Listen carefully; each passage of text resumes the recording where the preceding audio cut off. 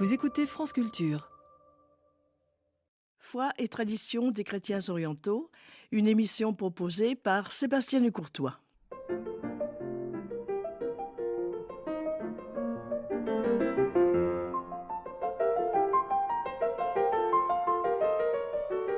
Bonjour, ce matin au micro de France Culture, nous retrouvons Alain Desrumeaux.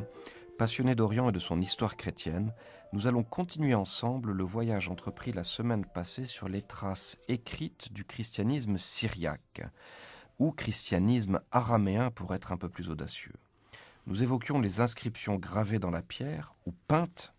Maintenant, nous allons revenir vers le papier, vers les manuscrits anciens, et ceux, pour commencer, que vous avez découverts ou peut-être même redécouverts dans la bibliothèque cachée du Sinaï. Alors si j'utilise le mot caché, ce n'est pas par sensationnalisme, mais bien au contraire. Il s'agit véritablement d'une cache trouvée par hasard lors d'un incendie dans le fameux monastère de Sainte-Catherine. Alors Sainte-Catherine étant un monastère inscrit dans la tradition orthodoxe que nous retrouvons toujours actuellement au sud de la péninsule du Sinaï, en Égypte. Alors Alain, dites-nous en quelques phrases comment vous avez découvert finalement cette cache. Alors, ce n'est pas vous qui l'avez découvert vous-même, mais vous avez participé à découvrir des manuscrits qui étaient préservés depuis des siècles. Oui, l'aventure du Sinaï est absolument extraordinaire. Il faudrait d'ailleurs que vous consacriez une émission entière à ce monastère. Je suggère, il y a quelqu'un comme Paul Géin du CNRS, à l'Institut de recherche et d'histoire des textes, qui a beaucoup travaillé sur la question et qui connaît tout du Sinaï. C'est une suggestion que je vous fais, ce serait bien. Vous savez, ce monastère qui a été construit au milieu du VIe siècle par Justinien, l'empereur Justinien, qui l'a entouré de murailles, qui est à la fois un monastère et une protection militaire contre les Bédouins, pillards. Il y avait des présences de moines syriaques dès le IVe siècle. On a des témoignages très très précis qui viennent d'Édesse d'ailleurs, le centre de la chrétienté syriaque. C'est Julien Sabat au IVe siècle. On a le témoignage direct de Théodoret de Cire. Et puis, sans arrêt, les moines venaient pour aller en pèlerinage sur le buisson de Moïse, en fait. Et l'église de la Mère de Dieu, qui a été construite d'ailleurs, on pense, il y avait une chapelle de la Mère de Dieu au IVe siècle, dès le IVe siècle. Là, ensuite, évidemment, c'était très connu. Les Occidentaux ont toujours été très intéressés par tous les manuscrits de Sainte-Catherine du Sinaï, qui sont donc restés enfermés dans cette forteresse monastique et militaire. Et vous savez que, évidemment, Pierre Loti est certainement un des plus connus, parce qu'il a visité à la fin du XIXe siècle, il a visité les manuscrits, la bibliothèque du monastère Sainte-Catherine. Mais Colbert l'avait précédé, enfin pas lui en personne, mais il avait envoyé des gens, et Colbert s'intéressait beaucoup aux manuscrits conservés à Sainte-Catherine, en disant d'ailleurs ils sont dans la poussière et il faudrait les lire. Bon.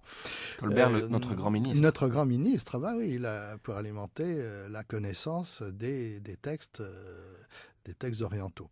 Donc, pour résumer, c'est un trésor extraordinaire qui est connu depuis longtemps. Alors pour les syriacisants, c'est évidemment Agnès Smith Lewis et Margaret Dunlop Gibson, sa sœur, qui ont beaucoup travaillé autour de 1900.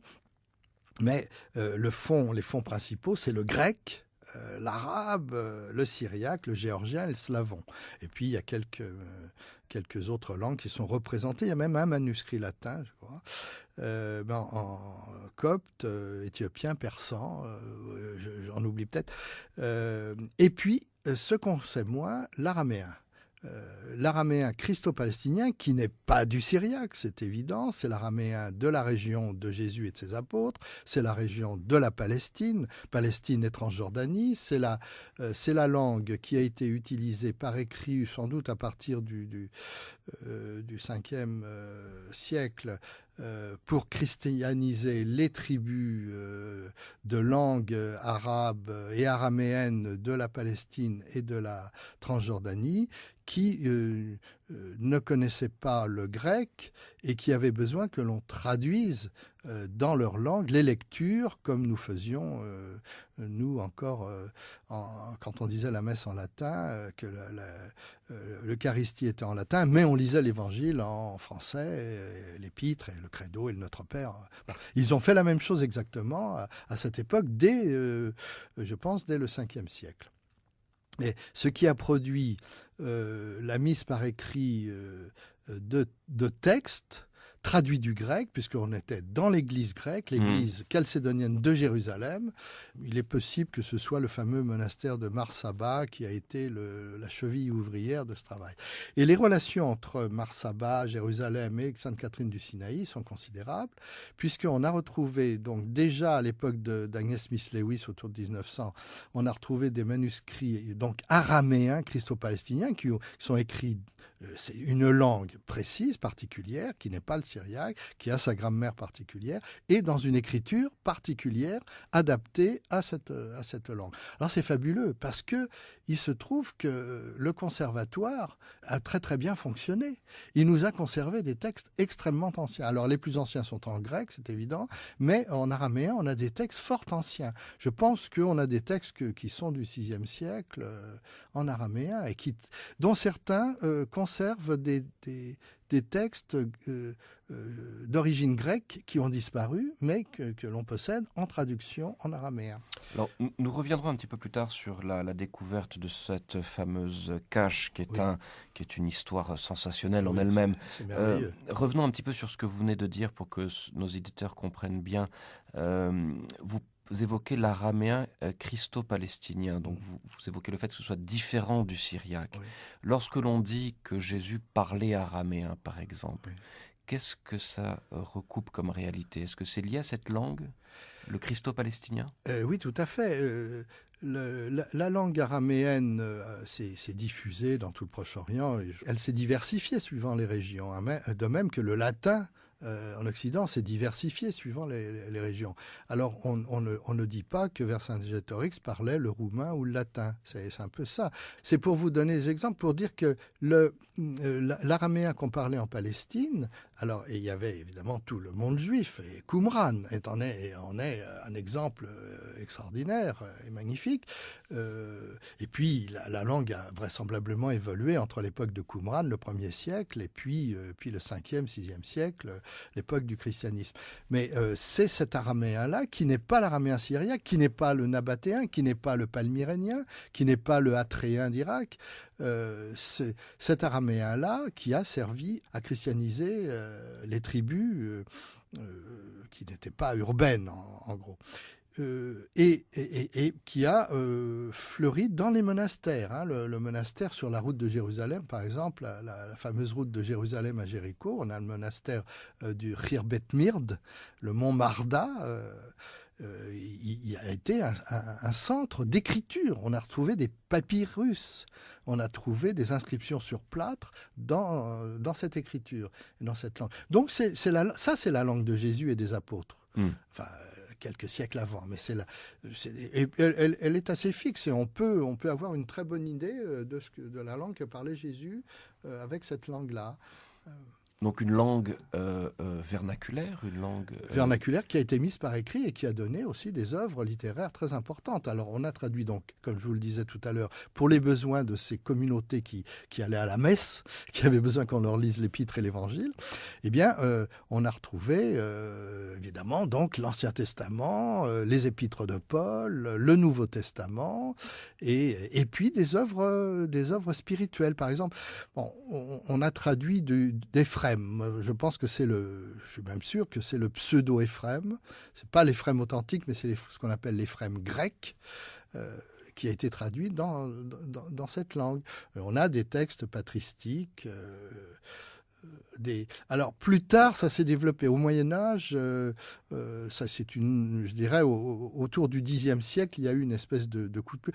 Je crois que la coupure est plutôt d'ailleurs celle des croisades, mais apparaissent le premier manuscrit médiéval bien daté de 1030. Il se trouve au Vatican. C'est un évangéliaire. Là, l'écriture a basculé. Je dirais la période des croisades a donné une deuxième vie à l'araméen christo-palestinien. C'est une écriture qui a été utilisée jusqu'à quelle époque? Jusqu'au fin du XIIIe, je dirais. Et qui après tombe dans l'oubli. Après, elle disparaît complètement. Et je suis même prêt à suggérer, j'en ai fait l'hypothèse, que les araméens christo-palestiniens donc, ont sous la pression de la langue vernaculaire qui était l'arabe, c'est assez normal, l'arabe était la langue de tout le monde, on non plus utilisé l'araméen christo-palestinien, mais comme le syriaque, lui, continuait à être fort utilisé, ils se sont syriacisés. Et en adaptant même un peu leur écriture, je crois que Ma'aloula, il faut aller chercher de ce côté-là. Voilà, Ma'aloula qui est en Syrie, donc au nord de Damas, où la propagande touristique dit le dernier village araméen. Voilà, c'est intéressant effectivement. En vous écoutant, on a l'impression que ce monde culturel de l'époque était extrêmement varié, finalement était très très riche.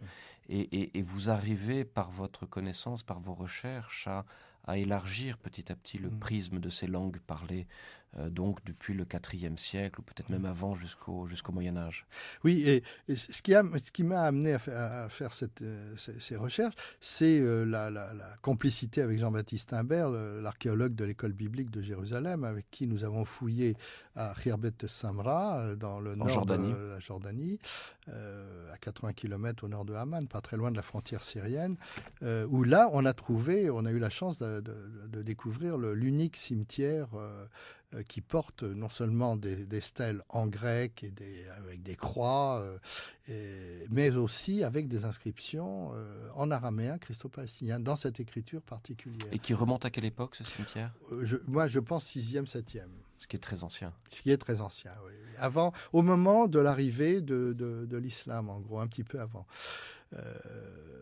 Et alors, j'ai fait le lien avec les documents araméens christo-palestiniens qui se trouvent principalement, il n'y a pas uniquement, mais à Sainte-Catherine du Sinaï. Je vous rappelle que vous écoutez France Culture. Nous recevons ce matin Alain Desrumeaux et nous continuons ce voyage sur les chemins du christianisme oriental de tradition syriaque. Et maintenant, nous arrivons très précisément à Sainte-Catherine au Sinaï. Alors nous évoquions ensemble la découverte de cette cache de livres, de cette cache de manuscrits anciens. Qu'en est-il exactement ? Oui. Donc, elle a été découverte en 1975, je crois, fortuitement. Il y a eu un incendie dans une chapelle. C'est la chapelle qui se trouve sur le côté nord du grand mur du monastère. Et l'eau s'est écoulée dessous et ils ont découvert qu'il y avait une cellule fermée. Et là, il y avait de nombreux manuscrits. Alors, c'était une très, très grande découverte. Je ne sais pas combien il y a de manuscrits qui sont enregistrés avant cette découverte, mais en tout cas, celle-ci a eu un très très grand apport. Notamment, on a retrouvé des folios du fameux Sinaiticus grec. Qui serait la plus ancienne Bible. Oui. Et puis, donc, un grand nombre de documents araméens christo-palestiniens parmi eux. Donc, par le biais de cette bibliothèque, on arrive véritablement aux origines textuelles de notre culture chrétienne. Je crois que ça représente cette grande diversité dont vous parliez. L'afflux de moines, de pèlerins qui venaient sur ce lieu éminemment saint, c'est l'église de la Mère de Dieu, c'est le buisson ardent qui est au sein de Marie, hein, symbole absolument magnifique, au-dessous d'ailleurs de la grande mosaïque qui couvre la voûte de l'abside, qui elle représente la transfiguration avec Moïse et Élie, comme c'est bien connu, qui est un sublime chef-d'œuvre de l'art byzantin. c'est un monastère, il faut le dire, chalcédonien. C'est un monastère melkite. On a retrouvé quelques textes monophysites. Alors melkite, ça veut jacobites. dire, pour nos auditeurs, avec l'empereur. C'est-à-dire un monastère qui est resté au moment des schismes du 5e siècle, fidèle à ce qu'on pourrait appeler peut-être l'orthodoxie impériale. L'orthodoxie impériale, fidèle aux décisions du concile de Chalcédoine. Ce qui était le contraire des autres églises, dont nombre d'églises syriaques, qui elles étaient anti-chalcédoniennes, donc se sont développées en parallèle finalement de cette église officielle. Alors, pourquoi les manuscrits sont-ils arrivés là? Ça, c'est une question importante.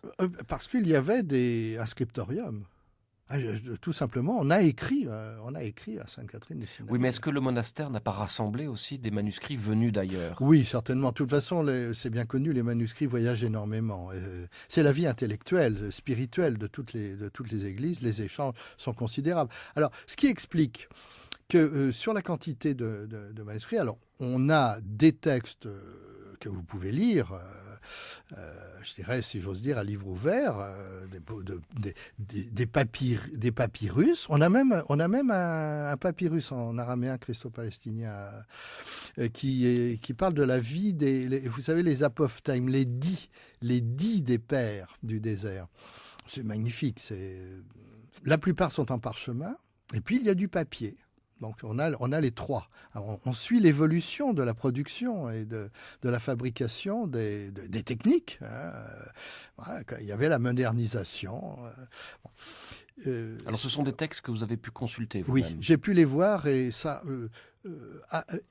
après 75, à la découverte, très sagement, je crois, il faut le dire, les autorités du Sinaï, Monseigneur Damiano, a décidé de ne pas ouvrir à la recherche internationale avant d'avoir fait un très sérieux inventaire, tranquillement, je dirais presque en laboratoire, et puis d'établir un premier catalogage. Donc ce qui a été fait pas encore dans toutes les langues, mais en géorgien, en grec, en arabe notamment, et en syriaque.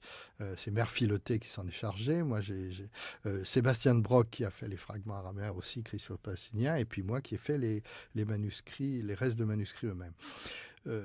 Et puis, à partir du moment où les catalogues ont été établis, donc on a les listes, on a les documents, les photos, ils ont un laboratoire photo qui est absolument remarquable. Et à ce moment-là, ils ont pu ouvrir la bibliothèque. Et j'ai bénéficié de cela. Je suis venu avec des chercheurs de Harvard, des amis qui eux, travaillent sur les manuscrits grecs et qui m'ont emmené dans leur bagage pour l'araméen. Et nous avons été reçus d'une façon, je dirais... merveilleuse.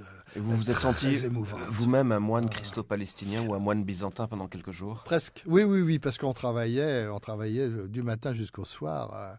Et on a pu voir tous les manuscrits qu'on a voulu, on a pu les lire, les étudier. Moi, je me suis beaucoup attaché à la matérialité des manuscrits parce qu'il y a sur les techniques de fabrication des parchemins et il faut être très attentif à la matière même parce que beaucoup sont palimpsestes. Expliquez-nous le mot.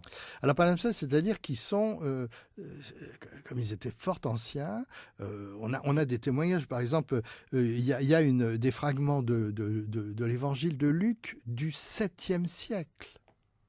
Oui, c'est très important pour la connaissance du texte des évangiles parce qu'ils sont traduits du grec et ça nous donne des indications sur le texte grec qui était en circulation officielle, le texte byzantin à l'époque. On a des passages, j'ai noté, les apophthegmes datent du 8e siècle semble-t-il. On a par exemple des folios de Jean Chrysostome traduits en araméen. Là, c'est un peu plus récent, c'est peut-être du Xe siècle. J'ai noté alors, des textes encore non identifiés qu'il faut étudier, donc il faut regarder très, très attentivement. Avec des textes loupes, d'auteurs nouveaux, peut-être peut-être d'auteurs qu'on ne connaît pas. Pour l'instant, non, ils sont tous identifiés. Mais ceux qu'on n'a pas pu encore identifier, peut-être qu'ils vont réserver des surprises. Alors, les palimpsestes, ça veut dire que ces vieux manuscrits, c'est des fragments, c'était des livres qui tombaient, qui étaient désossés, si j'ose dire, et qui étaient réutilisés. Le parchemin coûtait cher, donc on les lavait, on les grattait et on les réutilisait pour inscrire un texte plus moderne. Alors je recevais il y a quelques mois Jean-Pierre Mahé qui avait travaillé aussi sur des manuscrits du Sinaï et qui nous expliquait que sous une écriture, un texte georgien, Oui. Il avait trouvé les traces d'une langue qui était inconnue, ou en tout cas une langue pour laquelle on n'avait vraiment aucune information précise.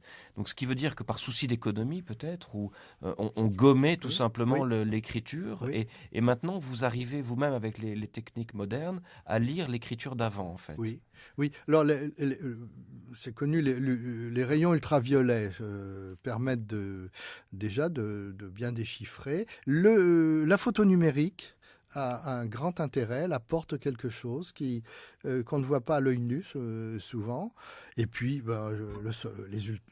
les ultraviolets, le soleil, tout simplement.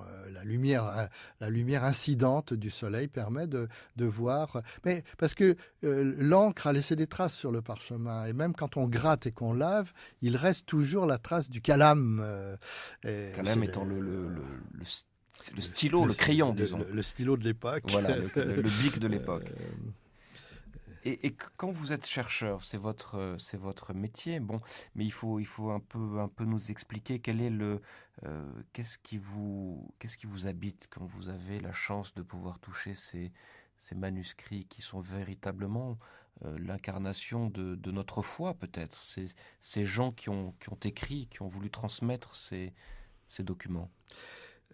Oui, c'est pas seulement de l'archéologie au sens je dirais, raide, strict du terme, c'est de toucher la vie même de ces communautés cette vie qui s'est développée sur la longue durée, qui s'enracine dans une tradition et qui a élaboré les textes je dirais les textes de ses besoins, si le mot n'est pas trop trivial. Elle avait besoin de lire l'écriture et elle a aussi... L'écriture, les écritures. Les écritures, là, nous ce que j'appelle l'écriture, l'écriture avec un grand E, oui. Ancien Testament et Nouveau Testament. Et elle les a traduits dans la langue qu'elle utilisait dans la vie courante. Il ne faut pas oublier que l'araméen christo-palestinien, on a retrouvé par ailleurs en Palestine, par exemple, une jarre qui contenait du vin et sur lequel on avait inscrit le destinataire. Bon. Et la qualité du vin. Très important. L'étiquette, mais oui. Bon, c'est pareil près de Samra, à Rihab, dans le nord, on a retrouvé des tessons j'ai retrouvé un tesson de couvercle de casserole, de marmite, avec le nom sans doute du propriétaire. Bon, c'était la langue de leur utilisation. C'est comme nous, quand nous lisons l'Évangile et l'Ancien Testament en français. Et alors, nous le prenons où ? Nous le traduisons de l'hébreu et du grec. Et c'est la vie spirituelle qui alimente nos communautés chrétiennes d'aujourd'hui. Eh bien, nous retrouvons toute cette démarche, et cette démarche qui est enracinée depuis fort longtemps. Alain Desrumaux, je vais vous poser une dernière question. Est-ce que vous allez retourner au Sinaï bientôt pour continuer ces travaux ? Alors, on m'a demandé de faire partie d'un grand projet qui consiste à permettre de lire justement ces palimpsestes. Alors, c'est un projet international dont le centre est à Vienne, je crois, et qui va nous permettre à plusieurs chercheurs du monde entier de mettre en commun. Alors moi, je suis chargé de l'araméen christo-palestinien. Il y en a d'autres qui vont le faire pour le syriaque, le grec, le géorgien. Il y en a qui vont être difficiles à déchiffrer parce que, d'une part, dans l'incendie, les manuscrits ont subi à la fois le feu et l'eau, donc les folios sont collés. Il y a des techniques traditionnelles de décollage. Il y a aussi des techniques très modernes, notamment, qui ont été mises au point aux États-Unis notamment, qui consiste avec des instruments optico-numériques très performants, sans rien décoller, d'aller voir à des centièmes de millimètres près. On distingue les différentes couches d'écriture. C'est très excitant. Je vous révèle simplement une chose. Par exemple, j'ai découvert là qu'il y a un passage de l'Épître aux Hébreux. J'ai pu le lire en partie, mais il faudra compléter le travail avec des moyens modernes. Mais dans un texte, palimpseste justement, que j'ai vu il y a un an, un peu plus d'1 an, eh bien, on a découvert un passage de l'Épître aux Hébreux qui était inconnu encore en traduction en araméen, disons. Alors celui-là, on peut le dire, l'araméen de Jésus. Merci beaucoup Alain Desrumeaux pour toutes ces informations. Donc beaucoup de découvertes à venir. Je remercie Olivier Dupré et Brigitte Mazir pour la réalisation de cette émission. Ne nous quittez pas, nous avons maintenant le service protestant avec Michel Schaeffer.